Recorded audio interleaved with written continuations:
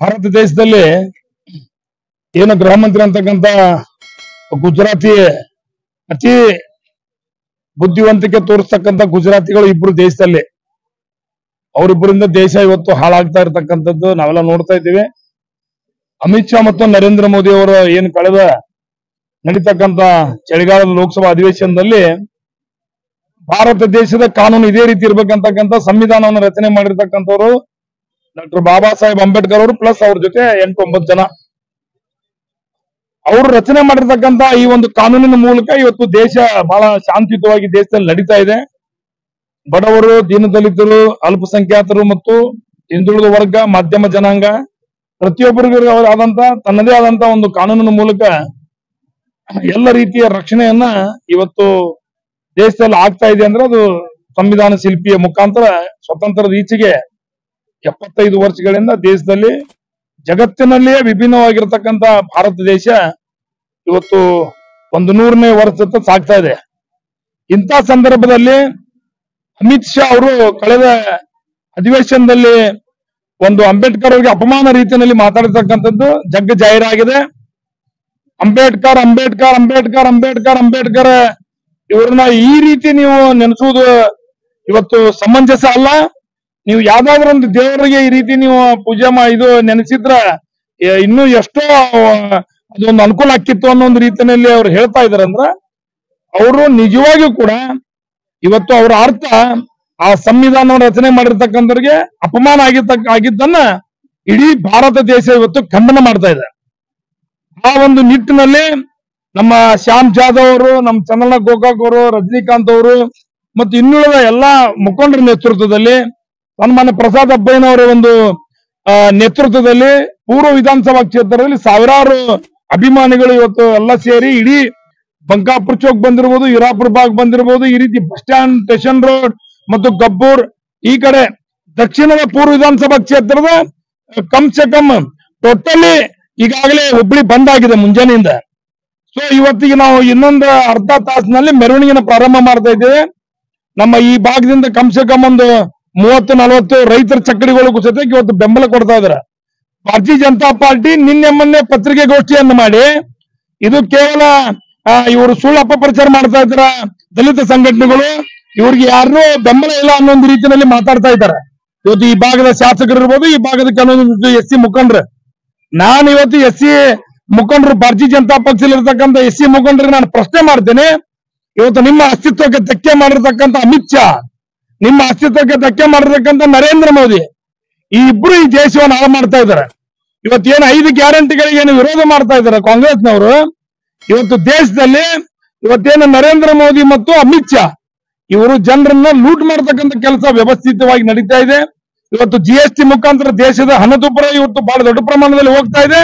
ಇವತ್ತು ನಾನು 4 ವೀಲರ್ ತಗೊಂಡು ಹೋಗ್ಬೇಕಂದ್ರೆ, ಇವತ್ತು ಟ್ರ್ಯಾಕ್ಟರ್ ತಗೊಂಡು ಹೋಗ್ಬೇಕಂದ್ರೆ, ಇವತ್ತು ಯಾವ್ದಾದ್ರು ಪ್ರವಾಸಕ್ಕೆ ಹೋಗ್ಬೇಕಂತಂದ್ರ ಇವತ್ತು GST ಮುಖಾಂತರ, ರಸ್ತೆ ಶುಲ್ಕ ಮುಖಾಂತರ ಇವತ್ತು ಜನರ ದುಡ್ಡನ್ನ ಹಗಲದೊಡೆ ಮಾಡ್ತಾ ಇರ್ತಕ್ಕಂಥದ್ದು ಭಾರತೀಯ ಜನತಾ ಪಾರ್ಟಿ, ನರೇಂದ್ರ ಮೋದಿ, ಅಮಿತ್ ಶಾ. ಇದಕ್ಕೆ ಕಳಸ ಇಟ್ಟಾಗ ನಿತಿನ್ ಗಡ್ಕರಿ ಈ ದೇಶದಲ್ಲಿ ಎಲ್ಲ ರಸ್ತೆಗಳ ಸುಂಕ ಮುಖಾಂತರ ದೇಶದ ಜನರನ್ನು ಲೂಟ್ ಮಾಡ್ತಿರ್ತಕ್ಕಂಥ ಭಾರತೀಯ ಜನತಾ ಪಾರ್ಟಿ. ಇದು ಒಂದ್ ಕಡೆ ಇದ್ರ ಸಿದ್ದರಾಮಯ್ಯನವರ ಸರ್ಕಾರ ಇವತ್ತು ರಾಜ್ಯದಲ್ಲಿ ಇವತ್ತು ಮಹಿಳೆಯರಿಗೆ, ಯುವಕರಿಗೆ, ಇವತ್ತು ವಯಸ್ಸಾಗಿರ್ತಕ್ಕಂಥವ್ರಿಗೆ ಪ್ರತಿಯೊಬ್ಬರಿಗೆ ಸಾಮಾಜಿಕ ನ್ಯಾಯ ಕೊಡುವುದ್ರ ಮೂಲಕ ಬಹುಶಃ ರಾಜಮಹಾರಾಜರು ಮಾಡ್ಲಿಕ್ಕೆ ಸಾಧ್ಯ ಇಲ್ಲ. ಇವತ್ತು ಬಸ್ ಫ್ರೀ, ಇವತ್ತು ದೇವಸ್ಥಾನಗಳಿಗೆ, ಗುಡಿ ಗುಂಡಾರಗಳಿಗೆ ಇವತ್ತು ವಿದ್ಯುತ್. ಸೊ ಈ ರೀತಿ ರಾಜ್ಯದಲ್ಲಿ ಒಂದು ಕ್ರಾಂತಿಯನ್ನು ನಿರ್ಮಾಣ ಮಾಡಿರ್ತಕ್ಕಂಥದ್ದು ಕಾಂಗ್ರೆಸ್ ಪಾರ್ಟಿ. ಇದನ್ನ ಸಹಿಸಲಾರದೇನೆ ಇವತ್ತು ಎಲ್ಲೋ ಒಂದ್ ಕಡೆ ಇವತ್ತು ಕಾಂಗ್ರೆಸ್ ಪಾರ್ಟಿಯನ್ನ ಮತ್ತು ಅಂಬೇಡ್ಕರ್ ಮತ್ತು ಈ ಸಮುದಾಯಕ್ಕ ಬಹಳ ದೊಡ್ಡ ಪ್ರಮಾಣದಲ್ಲಿ ಅಪಮಾನ ಮಾಡ್ಬೇಕಂತಕ್ಕಂತ ಒಂದು ಅಜೆಂಡಾ ಇವತ್ತು RSS ಅಂತಕ್ಕಂಥ ಅಜೆಂಡಾ ಮೂಲಕ ಇವರು ನಡೆಸ್ತಾ ಇದ್ದಾರೆ ಲೋಕಸಭಾ ಹೊರತು ಸಂವಿಧಾನದ ಮೂಲಕ ನಡೆಸ್ತಾನೆ ಇಲ್ಲ.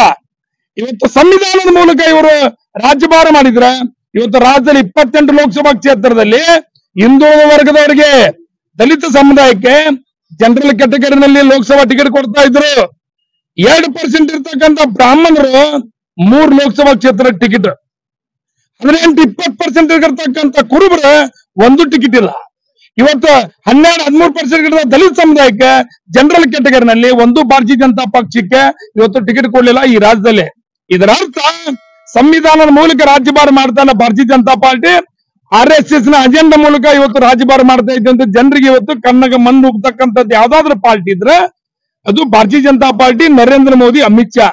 ಈ ಗುಜರಾತಿಗಳನ್ನ ಇಡೀ ದೇಶದಿಂದ ಒದ್ದವರ್ಗ ಹಾಕಬೇಕಾಗಿತ್ತು ಇವ್ರಿಗೆಲ್ಲ. ಅಮಿತ್ ಶಾ ಮತ್ತು ನರೇಂದ್ರ ಮೋದಿ ಗುಜರಾತಿ ಅಂತಕ್ಕಂಥದ್ದು ಏನಿದೆ ಇಡೀ ದೇಶದ ಮೇಲೆ ಇವತ್ತು ಕಮ್ಯುನಲ್ ಮತ್ತು ಕಮರ್ಷಿಯಲ್ ಮೂಲಕ ರಾಜ್ಯಭಾರ ಮಾಡ್ತಾ ಇದ್ದಾರೆ. ಹಿಂಗಾಗಿ ಏನಿತ್ತಲ್ಲ ಇವತ್ತು ಗುಜರಾತ್ ಬಂದ್ ಆಗಿದೆ, ಇವತ್ತು ಗುಲ್ಬರ್ಗ ಇವತ್ತು ಬಂದ್ ಮೊನ್ನೆ ಬಹಳ ದೊಡ್ಡ ಪ್ರಮಾಣದಲ್ಲಿ ಬಂದ್ ಆಗಿದೆ, ಇವತ್ತು ಹುಬ್ಳಿ ಧಾರವಾಡ ಬಂದ್ ಆಗ್ತಾ ಇದೆ, ಇಡೀ ರಾಜ್ಯದಲ್ಲಿ ಬಂದ್ ಆಗ್ತಾ ಇದೆ. ಮುಂದಿನ ದಿನಮಾನದಲ್ಲಿ ಇಡೀ ಭಾರತ ದೇಶದಲ್ಲಿ ಏನು ಹೇಳಿಕೆ ಕೊಟ್ಟಿದಾರಲ್ಲ ಇವ್ರು ರಾಜೀನಾಮೆ ಕೊಡುವವರೆಗೂ ಕೂಡ ಈ ಹೋರಾಟ ನಿಲ್ಲೋದಿಲ್ಲ. ಇವತ್ತು ಅಮಿತ್ ಶಾ, ನರೇಂದ್ರ ಮೋದಿ, ಭಾರತೀಯ ಜನತಾ ಪಕ್ಷವನ್ನ ಈ ದೇಶದಿಂದ ಜನ ಓಡಿಸುವ ಮಟ್ಟ ನಮ್ಮ ಹೋರಾಟ ನಿಲ್ಲೋಂಗಿಲ್ಲ ಅಂತಕ್ಕಂಥ ಪ್ರತಿಭಟನೆ ಇವತ್ತು ಶ್ಯಾಮ್ ಜಾಧವ್ ಅವರ ನೇತೃತ್ವದಲ್ಲಿ ನಡೀತಾ ಇದೆ. ಈಗ ರ್ಯಾಲಿ ನಮ್ದು ಚಕ್ರಿಗಳು ಬರ್ತಾ ಇದ್ವು. ನಮ್ ಚಂದ್ರನ್ ಅವರು ಎಲ್ಲ ಚಕ್ರಿಗಳ ವ್ಯವಸ್ಥೆ ಮಾಡಿದಾರೆ. ನಮ್ ಈ ಕಡೆ ಸೆಟಲ್ಮೆಂಟ್ ಭಾಗ ಕೆಲವೊಂದು ಸಲ ಅಭಿಮಾನಿಗಳ ಚಕ್ರಿಗಳ ವ್ಯವಸ್ಥೆ ಮಾಡಿದಾರೆ. ಆ ಚಕ್ರಿ ಮುಖಾಂತರ ಇವತ್ತೇನೈತಲ್ಲ ಸ್ಟೇಷನ್ ರೋಡ್, ಸಿಬಿಟಿ, ದುರ್ಗಪ್ಪಲ್ಲಿ ಸ್ಟೇಷನ್ ರೋಡ್ ಈ ರೀತಿ ಮೆರವಣಿಗೆ ಒಂದು ಅರ್ಧ ತಾಸಿನಲ್ಲಿ ಮೆರವಣಿಗೆ ಪ್ರಾರಂಭ ಆಗ್ತದೆ. ಇವತ್ತಿನ ದಿನ ನಮ್ಮ ದೇಶದ ಒಂದು ನಾಯಕ ಆದಂತ ಬಾಬಾ ಸಾಹೇಬ್ ಅಂಬೇಡ್ಕರ್ ಅವರು ಪರವಾಗಿ ಅಮಿತ್ ಶಾ ಅವರು ಏನ್ ಹೇಳಿಕೆ ಕೊಟ್ಟಿದ್ದಾರೆ, ಆ ಹೇಳಿಕೆಯನ್ನು ಅವರು ಹೊಳ್ಳಿ ತಗೋಬೇಕು, ಅವರು ಸಾರಿ ಕೇಳಬೇಕು. ಅವ್ರು ಹೇಳಿದ ಮಾತುಗಳು ಮಾಮೂಲಿ ಮಾತಲ್ಲ. ನಮ್ಮ ದೇಶದ ಒಂದು 10 ಬಳ್ಳ ಕೂಡಿಸಿ ಅಂತ ದೇಶಗೂ ಕೂಡಿಸಿದಂತ ಹುಲಿ ಬಾಬಾ ಸಾಹೇಬ್ ಅಂಬೇಡ್ಕರ್ ಬಗ್ಗೆ ಅವ್ರು ಹೇಳಿದ್ದಾರೆ. ಅಮಿತ್ ಶಾ ಅವರಿಗೆ ನಾವೆಲ್ಲ ಯಂಗ್ಸ್ಟರ್ ಹುಬ್ಳಿ ಧಾರವಾಡ ಜಿಲ್ಲಾ ಇವರು ಎಲ್ಲರ ಯಂಗ್ಸ್ಟರ್ ಅವರು ಅವ್ರಿಗೆ ಧಿಕ್ಕಾರ ಮಾಡ್ತೀವಿ. ಅಮಿತ್ ಶಾ ಅವರು ಸಾರಿ ಕೇಳಬೇಕು. ಇದು ಏನು ಶಬ್ದಗಳು ಏನು ಮಾತಾಡಿದ್ರಲ್ಲ, ಅದು ಸಂವಿಧಾನದಲ್ಲಿ ಏನು ತಿದ್ದುಪಡಿ ಮಾಡಿದವರು ಏನು ವಿಚಾರಣೆ ನಡೆಸ್ತಾ ಇದ್ದಾರೆ ಅದೆಲ್ಲ ಅವರು ಸುಳ್ಳು. ಏನ್ ಮಾಡಿದ್ರು ನಮ್ಮ ದೇಶದ ಬಾಬಾ ಸಾಹೇಬ್ ಅಂಬೇಡ್ಕರ್ ಅವರು ಎಷ್ಟು ದೇಶಗಳವರು ಅವ್ರ ಪರವಾಗಿ ನಮ್ಮ ದೇಶಕ್ಕೆ ಬರ್ರಿ ಅಂತೇಳಿ ಎಂತಾರು ದೇಶಕ್ಕೆ ಕರೆದಿದ್ರೆ ನಮ್ಮ ದೇಶಕ್ಕೆ ಅವರು ಎಲ್ಲಾ ಬಿಟ್ಟು ನಮ್ಮ ದೇಶದ ಸಂವಿಧಾನ ಬರೆದು ಎಲ್ಲಾ ಸಮಾಜಕ್ಕೆ ಒಂದು ಮಾಡಿದಂತ ಹುಲಿ ಬಾಬಾ ಸಾಹೇಬ್ ಅಂಬೇಡ್ಕರ್ ಅವ್ರ ಬಗ್ಗೆ ಹೇಳಿದ್ದಾರೆ ಅಮಿತ್ ಶಾ ಅವರು. ಅವರು ಸಾರಿ ಕೇಳಬೇಕು. ಕೇಳಿಲ್ಲ ಅಂದ್ರೆ ಈ ಹೋರಾಟ ಇವತ್ತಿನ ದಿನ ಅಷ್ಟೇ ಇಲ್ಲ, ನಾವು ಯಾವತ್ತಿಂದ್ರ ಜೀವಂತ ಇದೀವಿ ಅವತ್ತಿಂದ್ರ ಬಾಬಾ ಸಾಹೇಬ್ ಅಂಬೇಡ್ಕರ್ ಬಗ್ಗೆ ಹೋರಾಟ ಮಾಡ್ಕೊಂತಿರ್ತೇವೆ ಅಂತೇಳಿ ಈ ಮಾತನ್ನು ಹೇಳಿ ನಾನು ಧಿಕ್ಕಾರ ಹಾಕ್ತೀನಿ. ಅಮಿತ್ ಶಾ ಅವರಿಗೆ ಧಿಕ್ಕಾರ, ಅಮಿತ್ ಶಾ ಅವರಿಗೆ ಧಿಕ್ಕಾರ, ಬೇಕೇ ಬೇಕು. ಎಲ್ಲಿವರೆಗೆ ಹೋರಾಟ, ಎಲ್ಲಿವರೆಗೆ ಹೋರಾಟ.